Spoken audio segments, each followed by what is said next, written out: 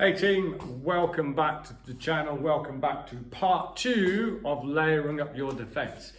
If you look back at what you just saw at the start of this video, you'll see some of my guys and they're using all of what we're talking about. They're using their feet for defense, their hands for defense, their head for defense as well. And believe it or not, those guys in that video have been sparring for around about 6 weeks, possibly 8 weeks. So they're pretty new to sparring. It's not the best sparring you'll ever see, but they're using all of their reactive defense, their proactive movement, and their feet as well. So they're learning, and that's what we're talking about today. We're going to talk about your reactive defense, which does what, how to use it, how best to use it, and how to put it in with your proactive defense as well. So let's go. So reactive defense is hands, okay, catches and parries. And we won't go too in depth on it in this, because if you're not doing this, you should be, okay? You can practice it, shadow boxing, you can practice it bag work, and then you can start working it with your sparring. So we'll treat this from an orthodox point of view, a backhand catch. Quite simply, if you take this hand out of the way, jab comes down the line. We try to go same side. So if I'm orthodox for orthodox, then your jab is going to be on my right hand side. So I'm going to catch the jab. Okay, and all it is without that hand there, this hand comes out and stops the punch. If I turn to the side, it's not this. That's bad. It's just that's the elbows not coming out. Hand turns. And it pivots from the elbow because that's where the joint is and just catches. There's an element that it has to come away from the face. You don't want to be catching it here. That's silly because you're going to eat the punch. Yeah, so here. Commonly used for straight line attacks. And some great counters for that is to catch the jab and fire your own jab back again. Or catch the jab, push it down slightly and throw your backhand over the top. So ways to practice that, and you should be practicing this shadow boxing and on bag work as well. I know it seems silly to practice it on the bag and shadow box, but you should, because it will prevent you from overreaching to catch that jab. That's a common mistake you've got to watch for. So if you're working, just catch jab, yeah, catch jab, catch right hand. And if you want to take this to the next level, add in a proactive movement afterwards. React, counter, roll. You got to think, if they're throwing a jab at you and you're catching the jab, throwing your jab, there's a huge opportunity, there's a huge chance that there's a right hand coming at you afterwards. Catch jab, roll. Catch jab, inside slip. Catch jab, outside slip. Okay? Same with the backhand.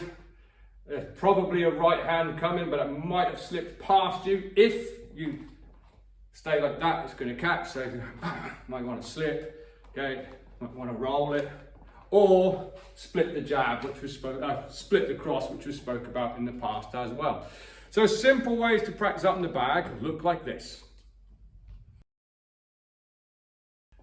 So again, you should practice this, in my opinion. Okay, you should practice this shadow boxing first, because there's a huge opportunity. The first time you try this in sparring, you're going to try and reach for the punch, okay, and that's not good, particularly if you're with an opponent who's slightly better than you. They're going to see your overreaction and just loop that hook around every single time. So get used to this little movement with your glove on. All I'm doing is turning my hand out and catching without pulling my elbow forwards. So just working the catch and the jab. So from here, in a good position, yeah. Don't be afraid to send the two afterwards, just from here. So what I'm doing slowly, in case you can't see it, is catch, jab, cross. Okay, so from here.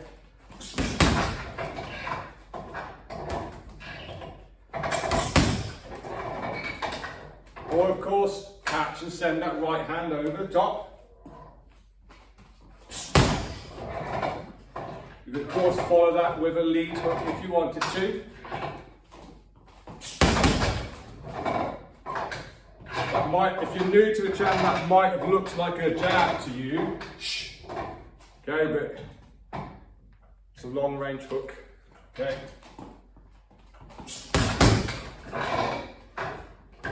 Or of course roll. Or of course slip. And now you're starting to layer up your defense. Let's have a look at front hand catches. And it's primarily for southpaws, but of course, if you're an orthodox, then you'll be doing it against a southpaw as well. Okay, so me being a southpaw, I front hand catch a lot because the majority of the time I'm sparring against an orthodox person. So I'm still going same side. If I'm boxing you right now, your jab hand is in lane with my right hand. So I front hand catch a lot. But the same goes if you're a southpaw, if you're facing a southpaw, sorry, right? Their jab hand is going to be in line with you. So you'll front hand catch. So don't try and catch the jab with the backhand. You can, it's a different story. We'll go on to that in a different episode. So front hand catches. Okay, so we're here. All I'm doing is just checking the hand, turning the palm out and checking from here. There's a couple of cool little tricks that you can do. Remember, orthodox, this is for you as well. I primarily do it because I'm a southpaw. So what tends to happen when you're facing a southpaw is the battle of the jabs. Person tries to get their hand high so they can jab over the top. So one is to catch, pat down and throw the jab. So I'm catching and just pulling down ever so slightly. So I'm from here checking the jab, over the top. So I'm pull down, fire over the top. Obviously, the other person wants to do that as well. So if they're slightly on top of your hand, you can knock it up and go down. Knock the hand up and go down. So I am catching, but I'm simulating that their hand is on top of mine because it's the battle of the lead hands where a southpaw is concerned. Hand comes over the top of mine, so I put it down. So it's using that defense from there. What I like about the front hand catches, and again, I can't reiterate enough that this is for orthodoxes as well, this front hand movement. Love this. So if I'm catching the jab from here, works both ways, by the way. Catch the jab, step out, and throw that jab cross. Catch, work into the dead side of their body from here. Southpaws work it as well. It's awesome. It's just stopping their jab, pulling it down slightly. From an orthodox point of view versus a southpaw, don't do this on an orthodox. Don't work so well. Okay? Gotta get this in my head. Southpaw. Hang on. Orthodox. So it's front hand catch, jab, jab, cross from here. Front hand catch, jab, jab, cross from here. And one more little thing with these, particularly when you're facing in an open stance, southpaw v orthodox, is that catch and that scoop. Catch and scoop, yeah? But here, why that opens up the center lane. In the comment section, if you're this far in the video, in the comment section, I'm not going to say who does it. Tell me the southpaw boxer, I might happen to like him a lot, who does this very, very well. He'll catch, open out, and either send the 2 and a 3, or he'll catch, open and swing that 3 and that 2 in from there. So they're there, catching, or from here. Put it in the comments if you know who it is. But let's have a look how we can just work things like that on a bag. So I'll demonstrate this southpaw first because it's my natural stance, and I'll give it a go at doing orthodox as well. But rather than look terrible, although I might look terrible to some of you anyway, I'm old, don't forget. Rather than look terrible, I'll do it in my natural stance first. So again, this is all just on that edge of range. Okay, all on that edge of range. I know I'm going to have my back slightly too if I do this southpaw. So first things first is catching the orthodox's jab, slight pull down and jabbing over the top. And of course, you can do that with a cross to follow as well from here. And then we've got the pat down, step out, 1, 1, 2. So front hand catch, moving round. Then we've spoke about this little circles. If you look, I'm drawing a C shape. I'm catching and drawing a C shape. What I'm trying to do is open your hand out here. What that is, that opens up the center lane. Yeah, opens the center lane. So here these, draw these little circles from here. And you can either send the 2 and the long range 3, or short range if you step in on it, or you can do it the opposite way around. So catching, and circling, front open hand out. Or opposite way around, use that momentum to give you that 3 and that 2 from here. Let me just try and do those orthodox. Gotta get this in my head now. Same thing, don't do it orthodox v orthodox. Doesn't work very well. Orthodox v southpaw, this is me with my thumbs up. So, hand down, over the top. Follow it up with the 2 from here. We spoke about pan up as well, that hands on top.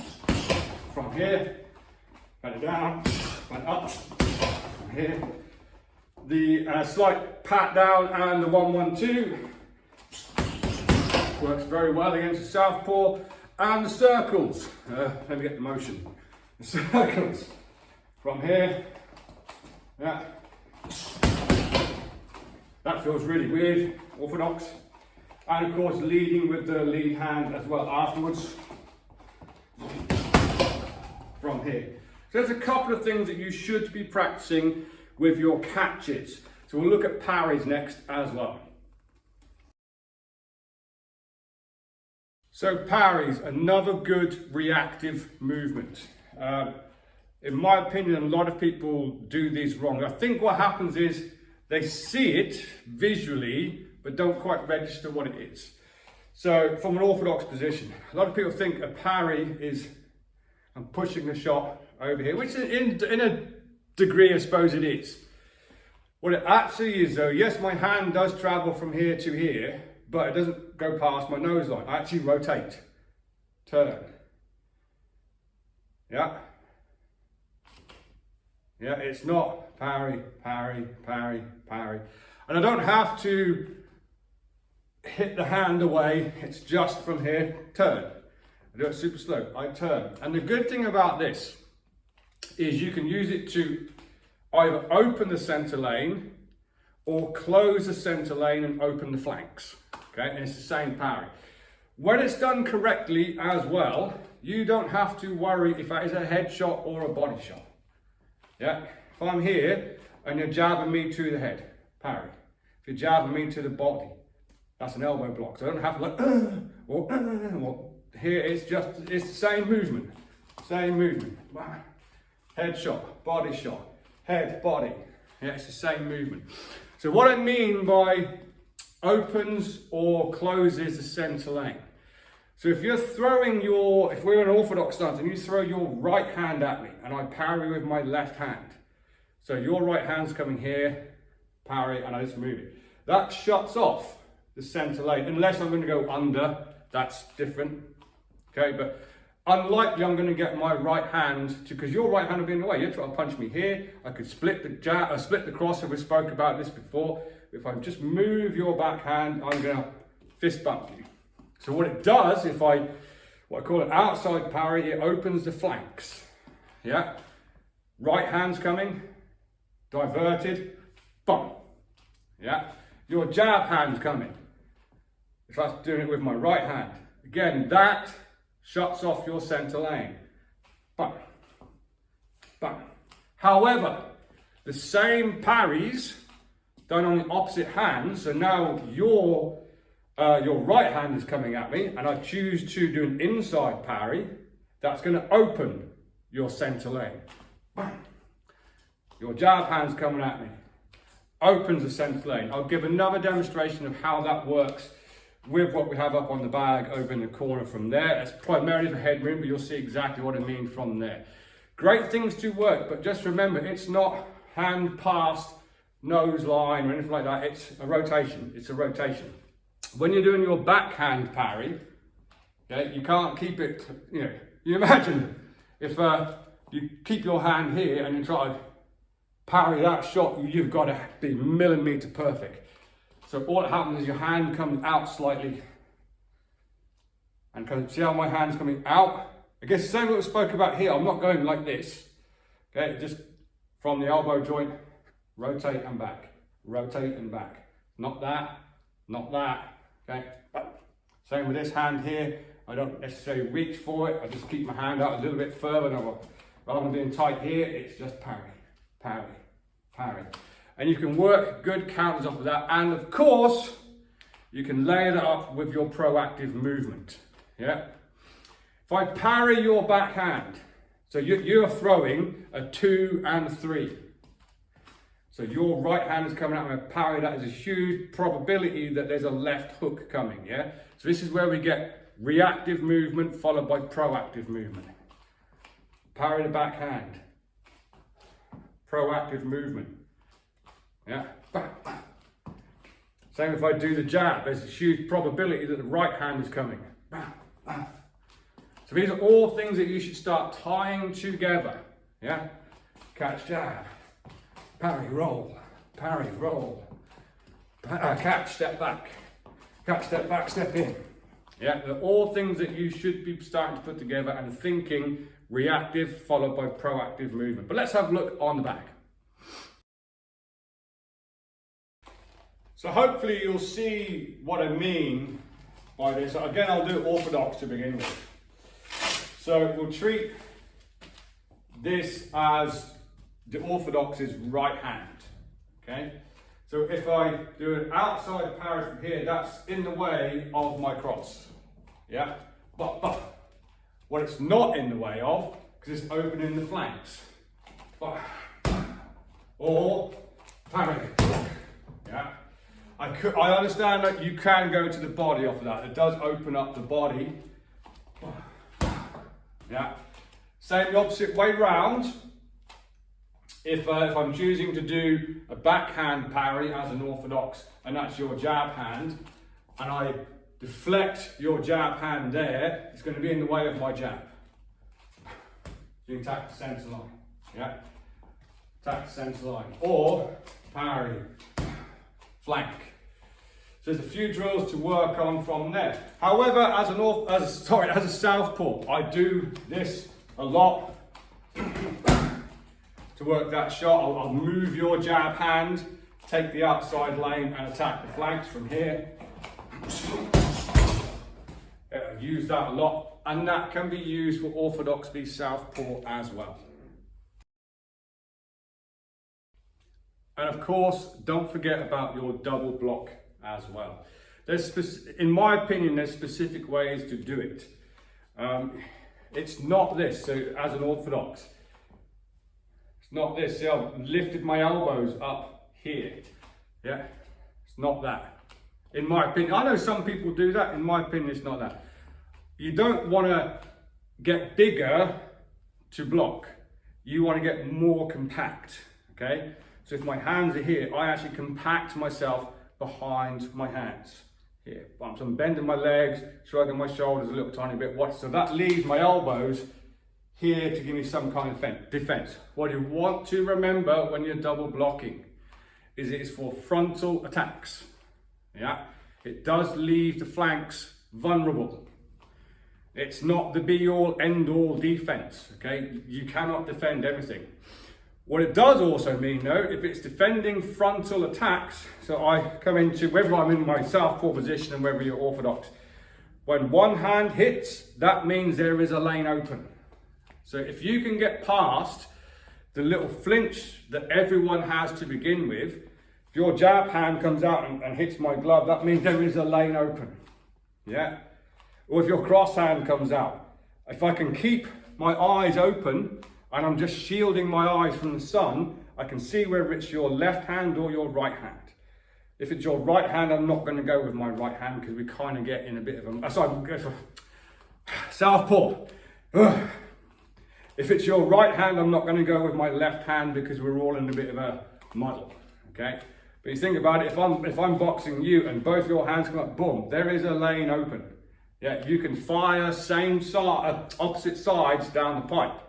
Yeah, bam, bam, bam, from here. They should land.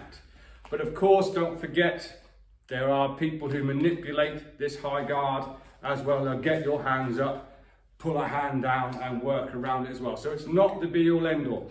Here's my top tip for a high guard. Personally, I don't take more than one punch on a high guard. If I'm in a high guard, a front attack comes in, I'll catch one, and it doesn't matter which way I move, okay, but then my feet will follow. So if it's a jab come in, I'll catch it, move it, and work. Whichever, or it could have been a jab and I've gone this way, jab, I move my head and come round. So that is a reactive, proactive, followed by footwork. Yeah, it doesn't matter what punches you are throwing. I could have just gone one and moved out the way from here. Personally, I don't take more than one punch on a high guard, but I appreciate you might be trapped up against the ropes, no more than three. But because that's when you start going to get your high guard manipulated. Okay? So one punch. Yeah, and again, it's not this. Yeah, it's just from here. Oh, yeah. Orthodox. One shot. Last little detail, make sure that that's not here, because then you're going to start here. So you're not putting your hands up and lifting your hands out of your head. That's a common beginner mistake. I see it all of the time. They go into a high guard, and as soon as one shot lands, they pull their head away from their hands. It's like a shell. Yeah, I'm in my shell. Yeah. Eyes are open. If you have to force your eyes open, then do so. Almost like you're going, like this. Yeah, because you don't want to be going, every time a punch is coming in. Yeah, force your eyes open so you can see. Yeah, and keep them elbows tight. It's not this. I knew a guy once who used to do this, put his knuckles on his head. And I was like, what the hell are you doing, man? Oh, that's how I do my high guard. Good one. Well done, 2 thumbs up. Yeah, so either take a shot, send them down the pipe. Take a shot, proactive movement, followed by foot movement. So you can see what I'm doing, my feet. Here, here, here. Here, here, here. Helps you create more angles. Put that into your shadow boxing routine. Shadow boxing is not just about continuously attacking. Yeah, it's about everything. You're here.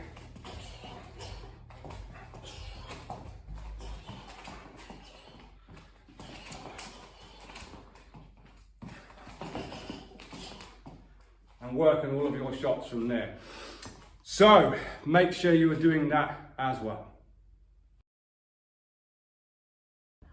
So that's a basic look at some hand defense, reactive defense, okay? And layering it up as well. Reactive, proactive. Reactive, proactive, yeah? So there, parry, slip, opens up the body.